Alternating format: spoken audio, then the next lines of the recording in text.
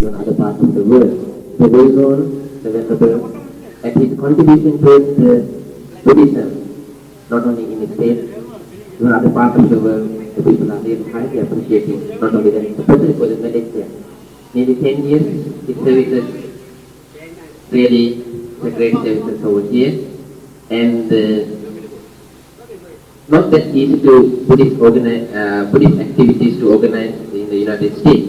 A lot of difficult things, and also mostly not like the Asian culture. You all well aware Western culture, and also they more go into the for the spiritual as well as for the wisdom. If you not mean for the what can I say for the intellectual part. Not easy to be like Asian over there. Lot of problems, lot of difficulties, and not just you, they won't deeply believe it, as you maybe even mentioned earlier, and have such a vast Dhamma knowledge to handle over there. For that part, Venerable, much all over the state people are appreciating his services. And what we should do here for the day,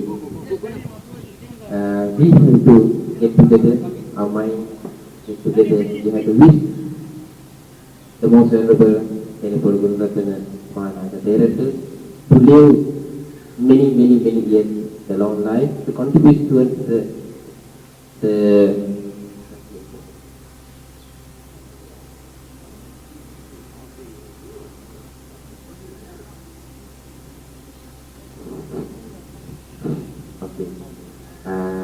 his services to over there for the Buddhism all over the world.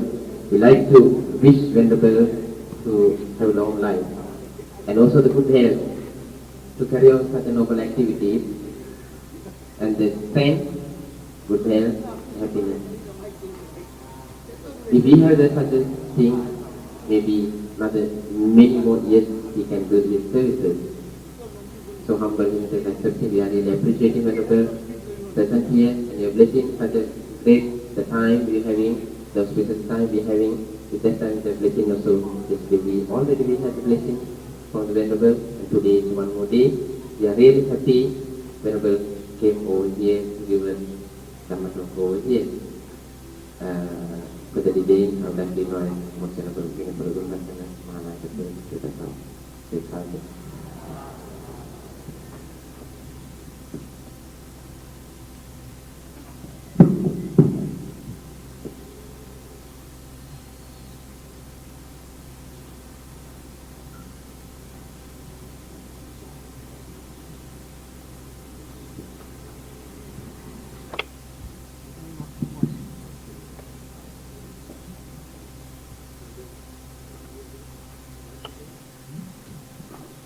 Can you hear me now? Dear friends, I am delighted to be back again this afternoon and talk on Dhamma. This afternoon, I like to speak on the spiritual faculties.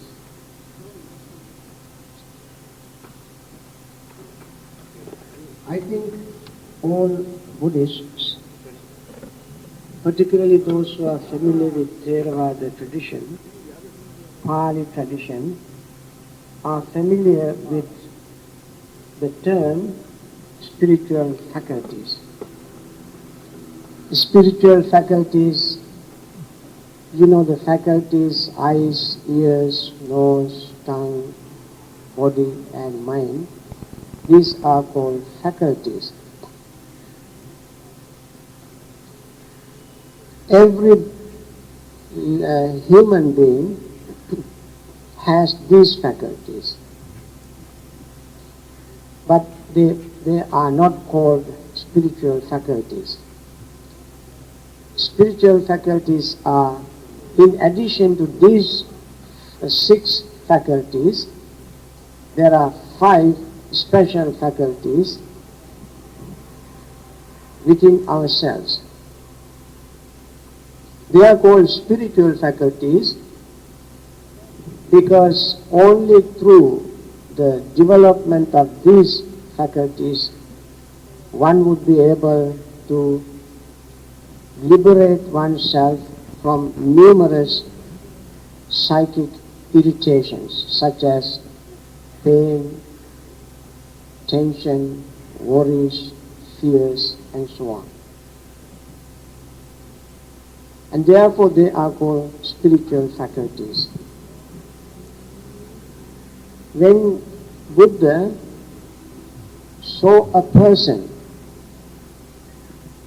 he was able to tell how much of these faculties are developed in that particular individual.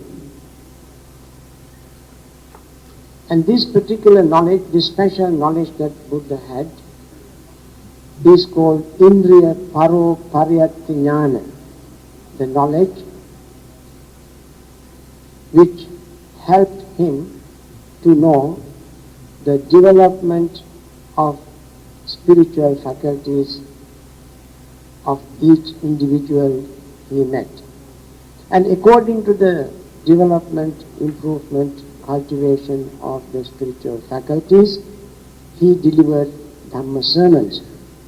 Therefore, even if there were thousands of people in the audience, when he delivered sermons, every individual was able to understand, every individual thought that Buddha delivered the sermon to that particular individual.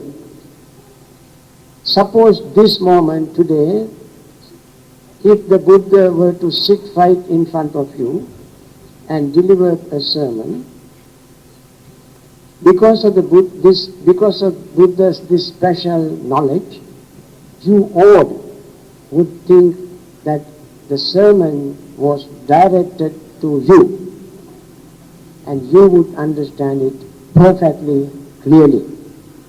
Because according to your spiritual faculty, the development of your spiritual faculty, Buddha would deliver the sermon. What are these spiritual faculties? Where are they? What do we call them individually? Number one is called Saddha, faith or confidence.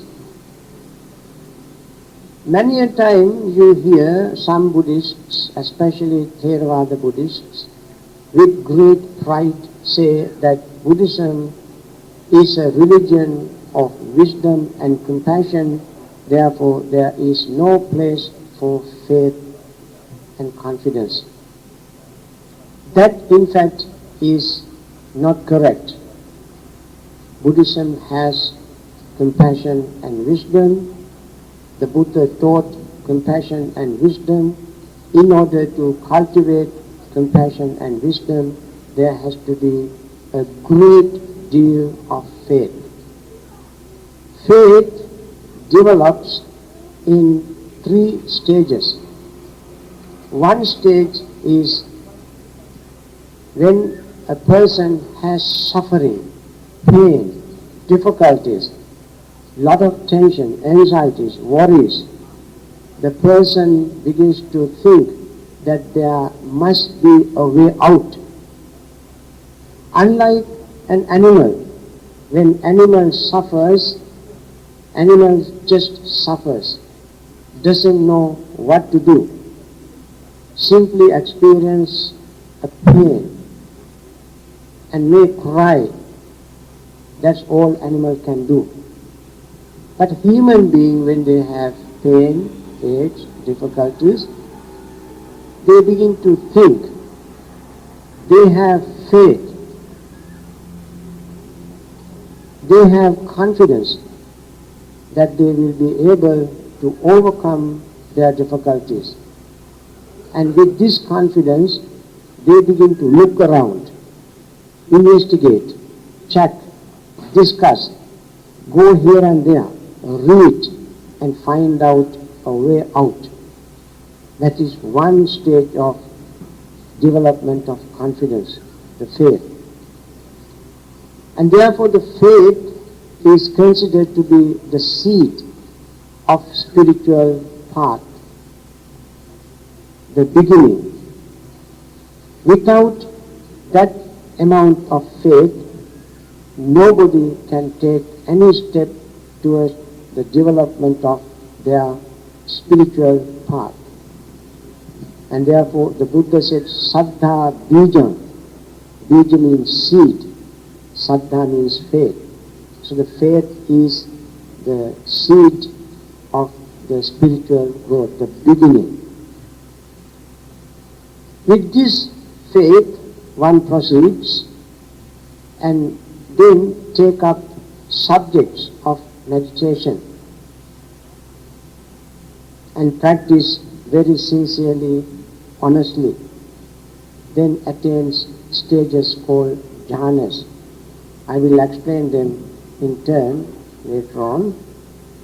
Attain stages called jhanas.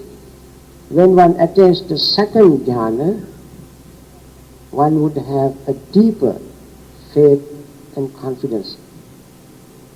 That is called internal confidence, ajjattang sampasadanam in Pali. The third stage of faith develops when one attains the first stage of sainthood, what is called stream entry. In Pali it's called sotapanna or sotapatti. That is when one's mind liberates, not temporarily but permanently, from certain psychic irritations. At that stage the faith takes root and becomes so powerful the person would never ever change it. What is the base of faith? Confidence. That is the Buddha, Dhamma, Sangha and morality. One has to have faith in the Buddha. Why should we have faith in the Buddha? Because Buddha is fully enlightened. He did not grope in the dark when he taught the Dhamma. He taught the Dhamma not because he was inspired by some unknown being, but he taught the Dhamma from his own experience. He gained this wisdom, knowledge from his own practice. And therefore, on the one hand, he was able to give very persuasive Dhamma talks. On the other hand, he was able to deliver the message direct to the heart of listeners. And that is why he became very successful in his Dhamma mission, his missionary activities. And he happened to be the most popular, most persuasive teacher and most successful leader in his time, because he had these two aspects. One, he did not teach without realizing the Dhamma. He was not groping in the dark. He did not borrow things from others. Sometimes people say he borrowed things from some other religious traditions, which in fact is not true. He realized the truth by himself from his own experience, from his own practice. Secondly, he delivered the message from the heart.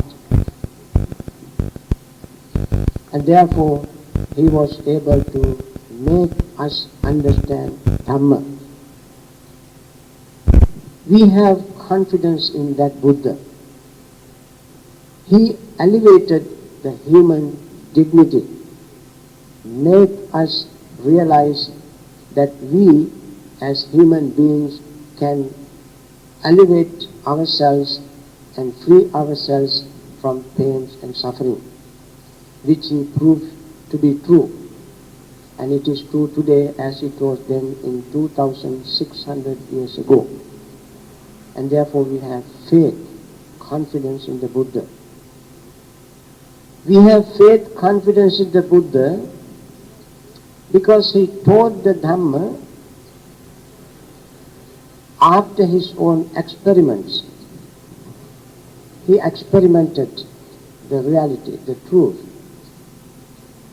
And he knew intuitively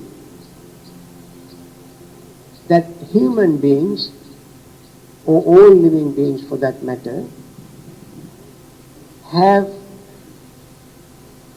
enormous amount of uncertainties, doubts, ignorance, fears, tension, worries, and so forth. And he saw that directly and clearly, and therefore he is called Bhisakka Sallakatta in Pali. Bhisakka means physician, Sallakatta means a surgeon. He acted or worked like a physician, diagnosed our problems, and dissected like a surgeon, and taught us Dhamma. And therefore the teaching was very perfect. We have confidence in the Buddha. We have to have confidence in the Dhamma, the teaching that he taught. Because it seems to work exactly as it was meant to work. We don't have to wait too long to experience the result of Dhamma. For instance, he said, this Dhamma one can realize immediately. Akalika. Akalika has two meanings. One is unaffected by time. Second is immediately effective. Unaffected by time means that the Dhamma produced its result 2,600 years ago, and it does produce its result here and now, and it will continue to produce its result in the future. For instance, he said, if you have hatred, at that very instant you experience pain in your heart. You experience discomfort. You experience difficulty within yourself when you have hate. As hate arises, you don't feel easy, you don't feel comfortable, you begin to shake, your pressure rises, your palpitation increases, and you become restless. You don't have peaceful, happy experience at that very moment when you have hatred. So as hatred arises, you experience pain. And therefore, the result of your experience is immediate. That is the nature of what he taught, nature of the things that we experience. That experience is what is called Dhamma. And it becomes manifest, clear in your own experience, in your own life. At the same time, when you have peace within yourself, when you have loving kindness within yourself, when you have compassionate thought within yourself, you experience joy and happiness at that very instant. You don't have to wait for another day, another moment to experience joy and happiness as the result of your peaceful experience. Peace necessarily brings joy and happiness, and joy and happiness will lead to peace another day. So, the results of our experiences are immediate, and therefore the Buddha said, the Dhamma is effective, it is not, it doesn't produce its result with certain delay. It makes its result immediate. And the second thing is, people who had fear, hatred, anger in the past, in thousands of years ago, did experience the same way as we do experience today. When hatred arose in their minds thousands of years ago, they behaved the same way we behave today when we have hatred. And that is the nature of Dhamma. Unwholesome state of mind produce unwholesome result immediately, without delay. Therefore, since we see the results of the Dhamma immediately, we begin to develop faith and confidence in what the Buddha taught. That is the second object of faith. Third object of faith is the Sangha, the community of spiritual members, disciples of the Buddha, the ones who practice Dhamma. And they are called Sangha. Sangha are of four categories: Noble Sangha, Arya Sangha, Conventional Sangha. And these two categories are divided into four other categories, like bhikkhus, bhikkhunis, lay men and lay women.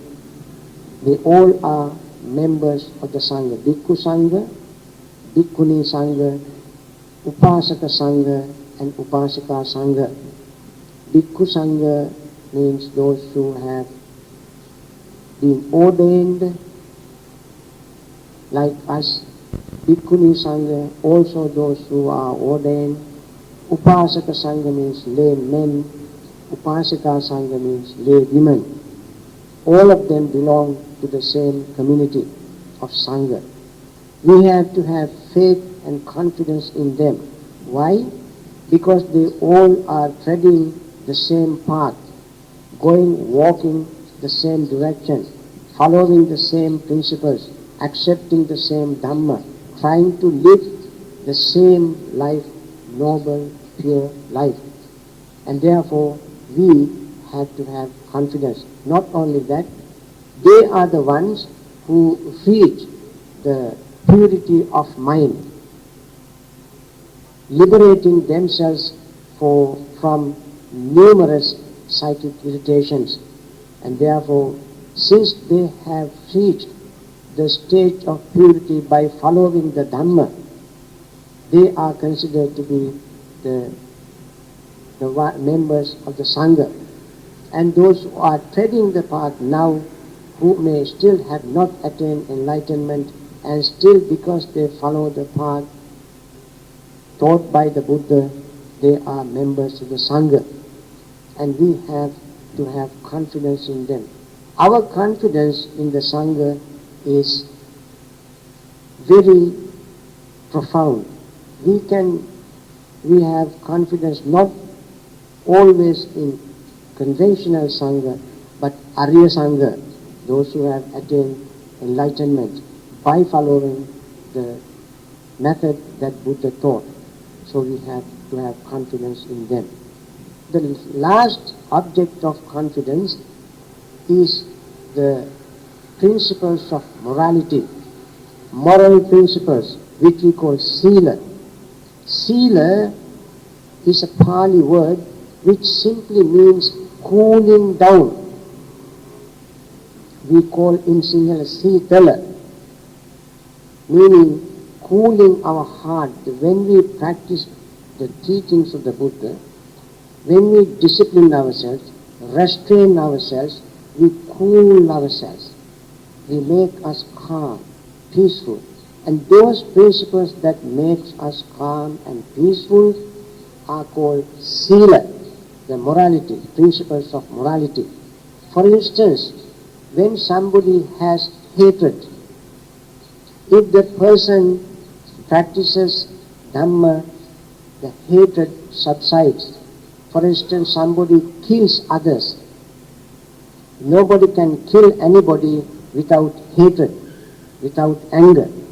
When the person learns to abstain from killing, the person slowly and gradually cools off and experiences peace.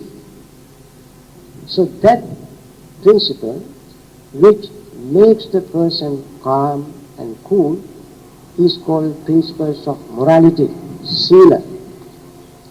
Another meaning of sila is that which seals off, covers the cracks.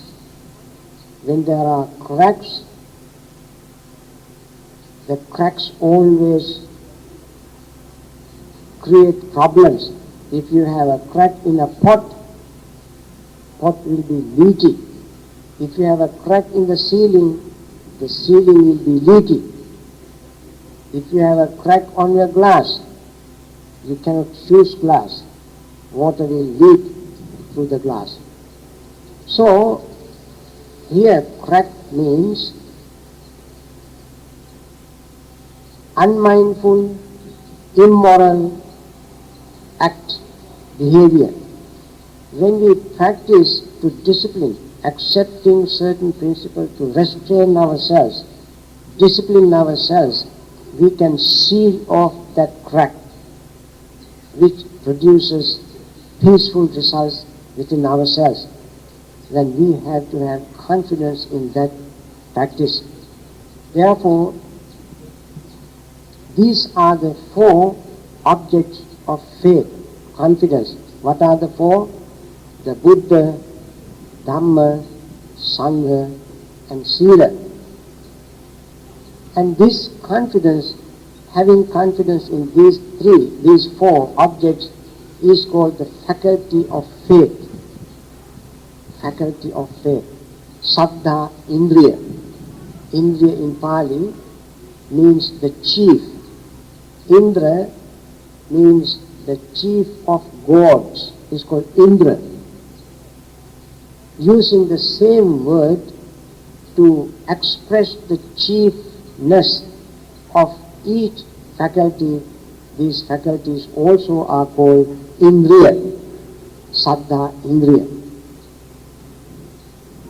Then the second spiritual faculty is Virya.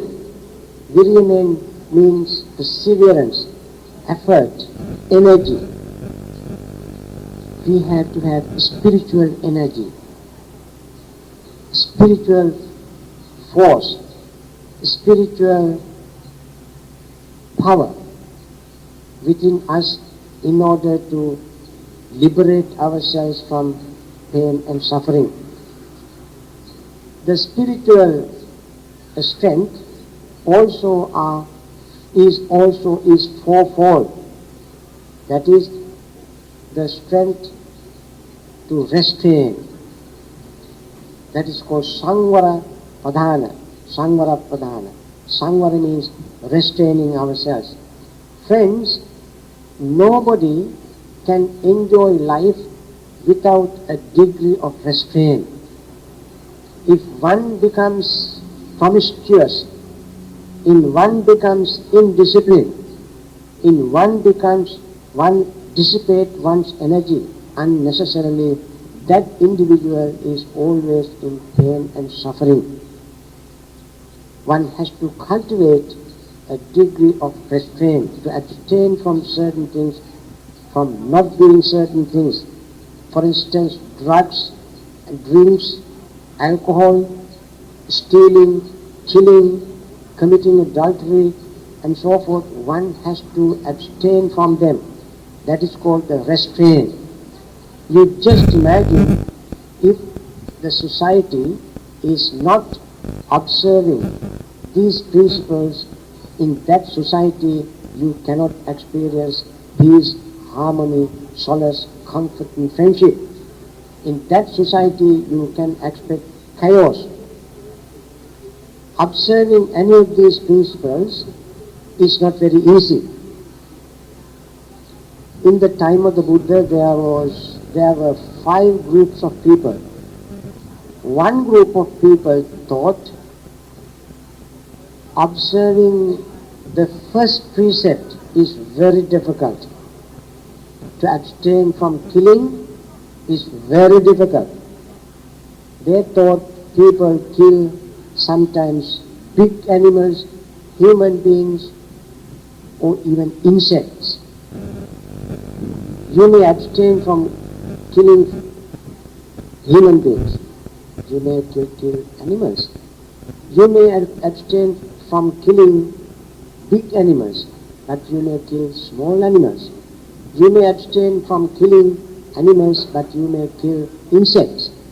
And therefore this particular group of people decided to observe this principle, which is very, very difficult to observe.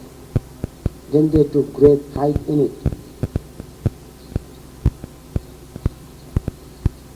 They began to tell other people, now look, out of all these 5 precepts, the first one is the most difficult and we are observing it, therefore we are better than all of you. So naturally when you start practicing something, at the beginning your motive, your intention is very noble. You feel very humble at the beginning, but as you go on practicing, you pretend to be holier than others. You think you are better than others because you do something very difficult, something that other people cannot do. Therefore you naturally feel very proud. So this particular group of people began to ridicule other groups, saying, now look, we are observing the most difficult principle and therefore we are better. Who are you? You cannot practice this. Then came up a second group of people. They said, second precept is far more difficult than even the first one. What is the second precept? To abstain from stealing. People steal. You may abstain from killing. But observing the second precept is far more difficult. People steal. They steal in their business, they cheat customers, they cheat the government by not paying tax. That's one way of cheating, stealing. Sometimes people steal not so much material things, they steal ideas. In intellectual communities it is known as plagiarism. They plagiarize other people's material, written material, and present or print as their own. That also is a stealing. Stealing others' ideas. That is why in very sophisticated societies, whenever you have new idea, you go and register in patent office. You have patentize it and keep it to yourself. Why? Because people always steal ideas. And therefore this second group of people said, well, since the second precept is far more difficult and more sophisticated and very delicate, we want to observe that. And eventually second group also began to tell the world, now look, we are better than the first group and better than everybody else because we observe, we practice far more difficult precept. Then came up the third group, committing adultery. That is much, much more difficult. When you see somebody more attractive than your own partner, you are going to have some fun with the person. Secretly, without letting know your partner, your wife or husband. You go to office, you may see somebody more attractive. You want to have little fun with the person. You will go somewhere, you will see somebody very attractive, more promising, something very unique, better than the one you already have with yourself. So it is so tempting, so difficult to restrain. So you want to have little fun with the person. So commit this, break this precept. So the third group said, therefore, we want to observe that precept to abstain from committing adultery. And then later on, when time passed by, they also took great pride in their practice and began to tell the world that they are better than the other two groups. All right, then came the fourth group, telling lies. They said, you know, that is much more difficult. Anybody can tell lies with greatest ease and comfort. At least white lies. And they even have, society even has made an excuse for telling white lies. They say, it's all right. Go tell white lies. Acceptable. No harm. You don't do any harm to anybody by just telling a little lie. Why didn't you come to office? Why were you late today? Well, I had a terrible headache. So you think it doesn't cause any harm to anybody. You simply told the boss that you had a headache. You think it is not causing any harm. You go to a doctor, pay him $2, $3, $5 and take sick leave. Next day you go and produce it to the boss and say, see, doctor certified that I was sick. I know there was a doctor here in Kuala Lumpur. He passed away long ago. It's all right to tell. I don't tell his name now. Whenever somebody went to his office, his clinic, he simply would ask him, how many days? How many days?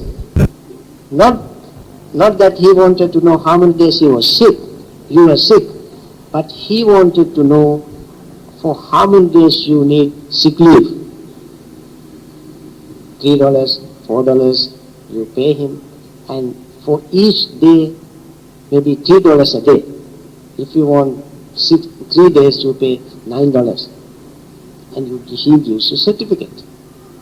So you cheat the doctor, and doctor cheats you, and both of you cheat the government or the office or the company. And people say that is all right. The company has tons of money, why not? I cheat the company for a couple of hours, 1-2 days. So this particular group said, therefore, since it is so difficult to observe, we are going to be truthful. We are not going to tell even a white lie. Then came the last group that wanted to abstain from drinking, which causes infatuation and heedlessness. They said, you know, abstaining from drinking is far more difficult. Why? You have to have at least a social drink. Go to a party and somebody says, it's okay, have a little peg. It doesn't make you drunk. This is just a habit, just toast. A wedding or some occasion, we just toast, have a little drink. It is so tempting. Everybody around you is drinking. It is almost impossible for you to abstain from that drink. So in order just to please your companion or your friend or your associate, or just to make yourself a part of the whole thing and don't want to be an odd square at the situation, so you take a drink. And the fifth group therefore said, it is difficult to abstain from it, we want to abstain from it, and we are better. Now these 5 groups of people observing each one precept started quarreling over the superiority of their practice. One group said, we are superior to you, the other group said, we are superior to others, and so forth. finally they approached some of them. Some of them had little wisdom to settle this quarrel. They all decided to go to the Buddha and presented their case. Each group told the Buddha what they practiced. And Buddha said, it is wonderful that all of you are good people. Each of you is trying to practice one precept to abstain from certain unwholesome things. He said, Yopanamati pateti musavadancha bhasati loke adinnang adiyati paradarancha gacchati suramere panancha yonaro anuyunjati ideva loke etasmin moolang kanati attano. He said, now one abstains from killing, another stealing, another committing adultery, another lying, another taking intoxicating drink. Whoever practiced these things, whoever abstained from these things, even one of them is a great practice, but one who can practice all of them is the greatest. Buddha said, those who break them would undermine their own life, undermine their own peace, their solace, comfort and happiness. Therefore the second indriya or second spiritual faculty, Buddha said, is the spiritual faculty of perseverance, effort to abstain from certain so-called unmoral, unethical principles, abstaining from breaking them. That is called sangara padhana, an effort. Second, I said, effort also is fourfold, faculty of effort. Second is to overcome. Suppose somebody is habitually killing. That individual should have enough guts, enough strength, power to overcome that habit. Somebody is stealing. That individual should have courage to overcome that weakness. Another individual may have the habit of committing adultery. The person must have the courage, guts, the strength to overcome that. The fourth may have may be a pathological liar. Left and right every day as a habit. One may lie to others, and one should have enough courage and guts to overcome that habit. The last one who is habitual drinker, and he does not know how much damage he caused to his liver. Eventually he may die of cirrhosis, and therefore the person should have enough courage and guts to overcome that habit. That is the second effort. Third effort is the effort to cultivate something that the person does not have already. Effort to cultivate faith, effort to cultivate wisdom, effort to cultivate loving kindness, effort to cultivate compassion, effort to cultivate appreciative joy instead of cultivating jealousy, effort to cultivate the sense of service, helping others, effort to cultivate the habit of cleaning some place, a dirty place, to clean the environment, effort to help a place like this, which may not come to a person automatically. So one must cultivate this habit, arouse this thought in the mind. That is the third type of effort. And the fourth effort is to maintain and sustain those wonderful, beautiful habits once we started cultivating them. And this is called the effort. I tell you, when you come to a spiritual practice, one has to make a great deal of sacrifice in order to cultivate effort. There was a monk, he used to go on alms round. One day, one evening,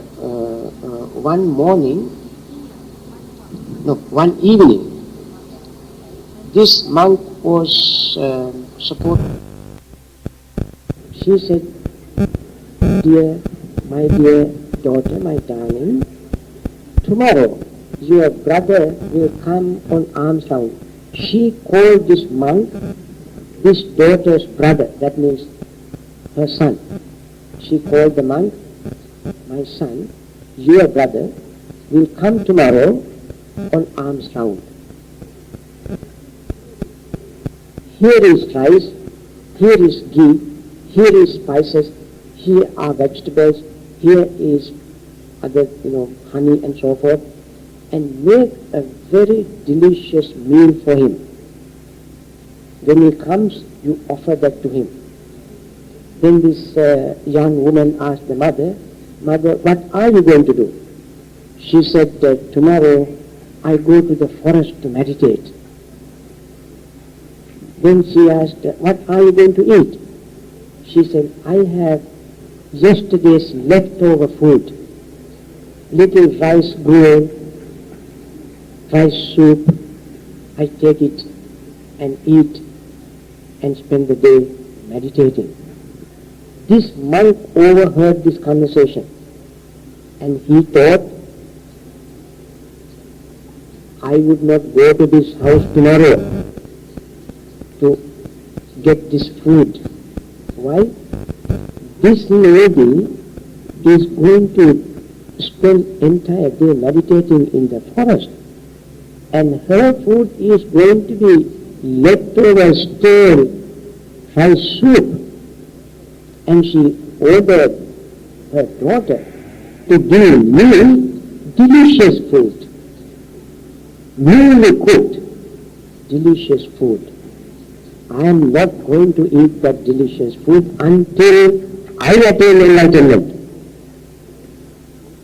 Because this lady has such a deep faith, such a confidence, such a respect, and she wants to eat very frugal meal and wanted to give me delicious meal. So he thought, I don't deserve this food. I am not going to eat this food until I attain enlightenment.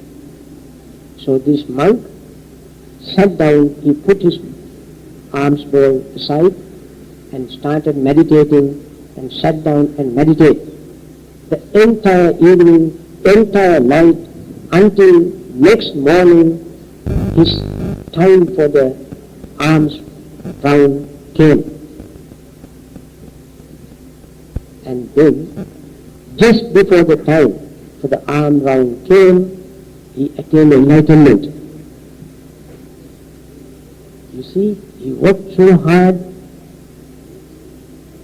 made great effort, and finally when he attained enlightenment, he went to the house. And this young woman, as being ordered by the mother, prepared that delicious meal. Now monk is worthy of receiving her food, because he fulfilled his wish, his determination. When he went to the house, he looked so beautiful, serene, calm, noble, composed, wonderful looking, with radiant aura around his head. This young woman offered this food and anxiously waited for the mother to come in the evening. When mother came and asked her, "Dear, did your brother come to get his food?" She said, "Mother, I saw him entirely different person today. He was so radiant, so handsome, so beautiful, shining. Aura was very big.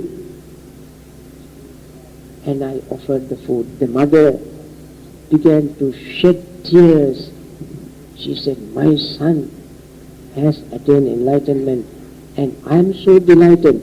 The very day he attained enlightenment, I have been able to offer this delicious meal.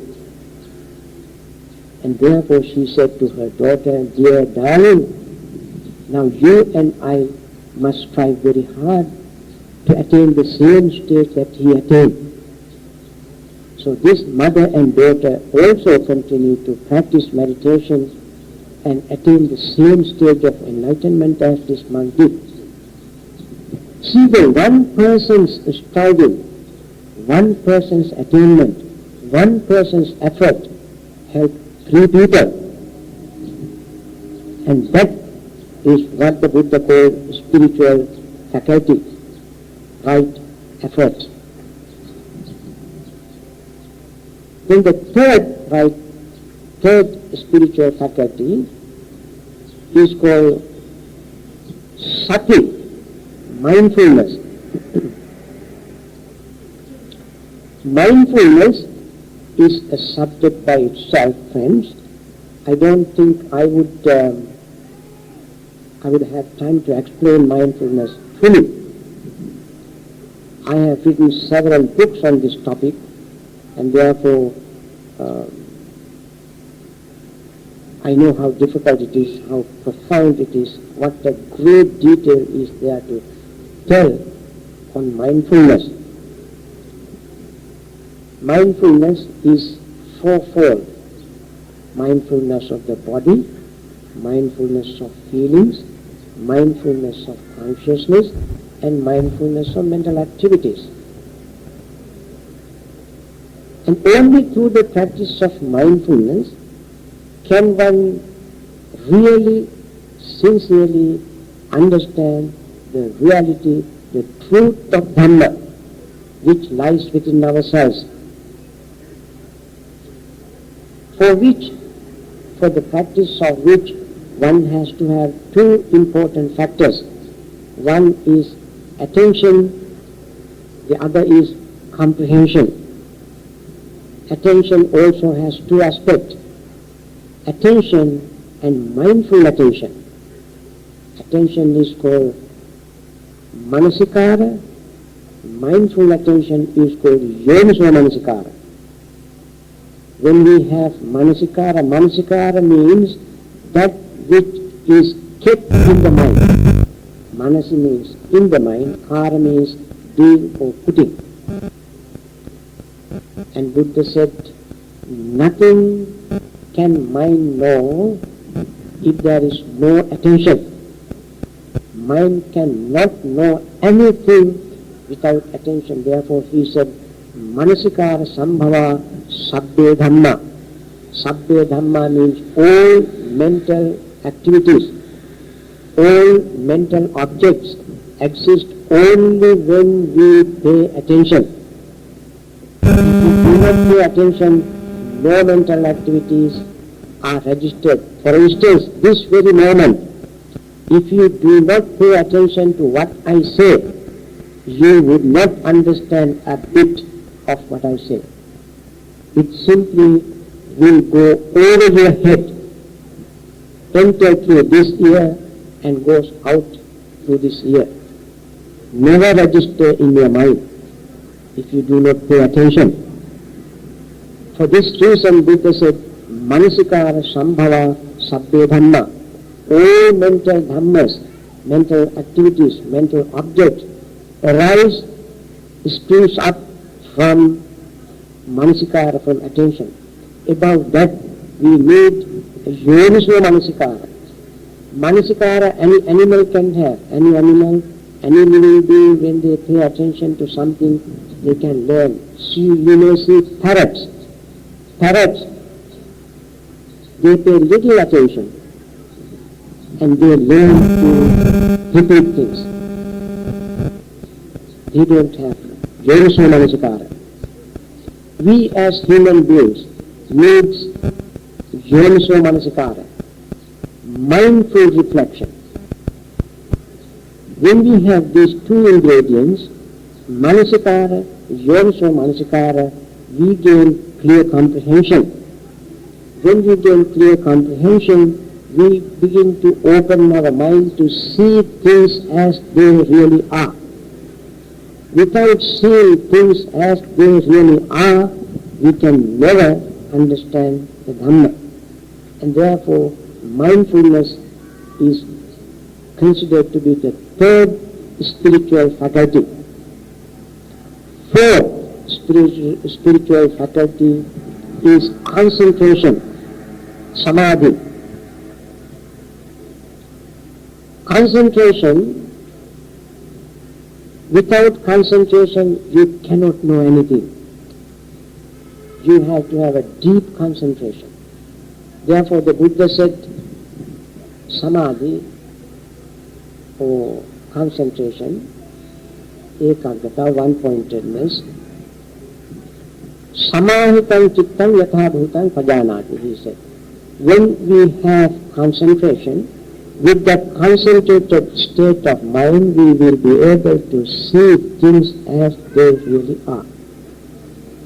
If we do not have concentration, we will not see things as they really are. What do we mean by knowing things as they really are? Don't we know things as they really are? When we look at this glass, for instance, everybody can see what this glass is, how this glass looks like. So don't we know that it is, that we know that it is as it is, the glass as it is? Not really. No.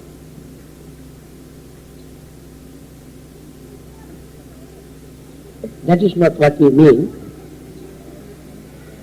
when we say we want to know things as they really are. We mean something different, something deep, more profound and subtle. What is that? We want to see things in ourselves as they really are. No matter how much we know about this glass, the contents in the glass, we will never be able to remove our own psychic irritations, our greed, our hatred, our delusion. We can never be able to remove them from our minds, no matter how much we know about the glass, about external things. Therefore, the phrase to know things as they really are means to know us, know the things that we have within ourselves as they really are. That is very heavily loaded term, very powerful term. And that we can do only if we have concentration. When we have concentration, we focus our concentration on ourselves, on our own mind, our feelings, our perceptions, our thought, our consciousness. Only then can we know us as we really are. Knowing us as we really are is most absolutely necessary for us to free our mind from greed, hatred and delusion. Therefore, concentration is fourfold. Concentration is fourfold. Now, I hope you remember this whole talk before you go. I will summarize at the end for your benefit.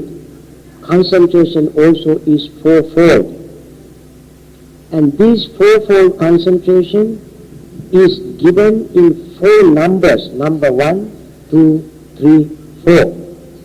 And at the end of 1, 2, 3, 4, there is another word added called jhana. Jhana number 1, jhana number 2, jhana number 3, jhana number 4.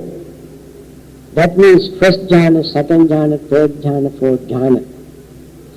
To gain the knowledge of 4 jhanas is called to gain concentration. At gaining the first jhana you have certain degree of concentration. Gaining the second jhana, you gain certain degree of concentration. When you gain the third jhana, you have deeper concentration. When you gain the fourth jhana, you have a deeper, more profound concentration. Jhanas also are three different types. Mundane, fine material jhana, mundane, immaterial jhana, and then supramundane jhanas. There are three categories of jhanas. Each has 4 steps. When you gain that jhanic concentration, you will be able to see yourself exactly as you are. That is what is called the concentration, faculty of concentration, samadhi indriya. Samadhi indriya. The last faculty is the faculty of wisdom. Faculty of wisdom, also fourfold. It is very interesting. Each of these faculties has 4 steps. What is the fourfold faculty of wisdom? Fourfold faculty of wisdom. What are the 4? Buddha said, dukkha jnanam, dukkha samudaya jnanam, dukkha nirodha jnanam, dukkha nirodha gaminiya patipadaya jnanam. Wisdom in the truth of unsatisfactoriness, wisdom in the truth of the cause of unsatisfactoriness, wisdom in the truth of the end of unsatisfactoriness, and wisdom in the truth of the path leading to the end of unsatisfactoriness. And this is the fourfold wisdom in short. Now, let me summarize.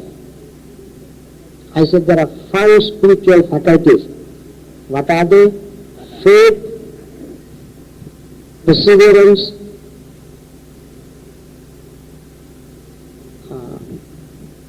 mindfulness, concentration, and wisdom. Faith faculty has 4 objects. What are they? Buddha, Dhamma, Sangha, and Sila. Perseverance has 4 steps. Restraint, overcoming, cultivating, and developing. Mindfulness has 4. Mindfulness of the body, feeling, consciousness, and mental activities. Concentration has 4. First jhana, second jhana, third jhana, fourth jhana. Wisdom has 4. First truth, second truth, third truth, fourth truth. Very simple to remember, very easy to remember. I did not tell you anything that you do not know. I simply elaborated the spiritual faculties in the light of the Buddha's teaching. I did not say anything new. I simply reminded you of what you already have heard, have learned, have read. I put them in perspective and summarized them. I think, friends, this may be more than enough for a sermon this afternoon. And I really, sincerely thank you for your patient listening and your encouragement by being quiet and listening to the sermon. Thank you very much.